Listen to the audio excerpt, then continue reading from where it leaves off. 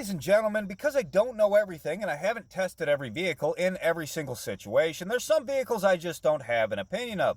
The first one that comes to mind is the Chevy Trailblazer. Sure, I've worked on them, and every job I've ever done involving one is a massive disassembly process. It's always a huge undertaking, and they always seem to have decaying food in them someplace, but I've never really spent much time driving them around.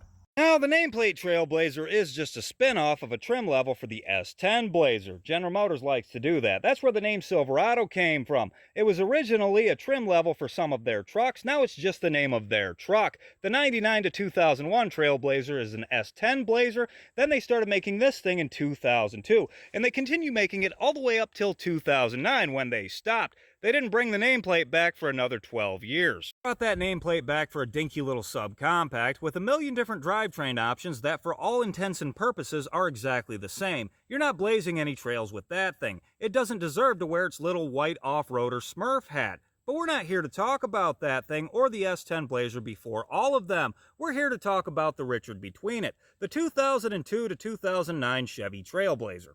You had a couple of different options here, the Trailblazer, the Envoy, and the Hummer H3. Some had a 5.3-liter LS V8, but most of them came with the Atlas, also known as the 4200 Inline 6. This thing made 275 horsepower. That's pretty respectable.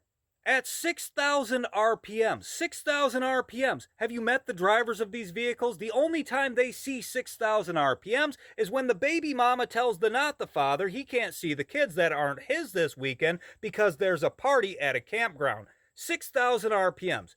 It's like it was meant to be.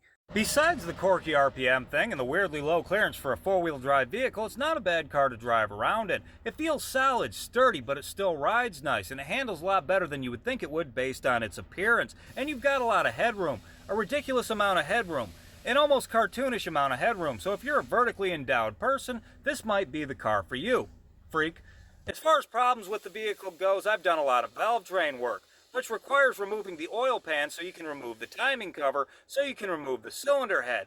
All the cylinder head bolts like to snap off, but once you remove the cylinder head, you can spin what's left of them out with your fingers. I've also fixed a lot of oil pan leaks, which involves removing the front differential, and it is a massive operation. Like I said, everything I've ever done with one of these vehicles is a massive operation. And I don't think that necessarily makes it a bad car. I don't think a vehicle being difficult to work on makes it a bad vehicle, as long as it still has some redeeming quality. What do you guys think?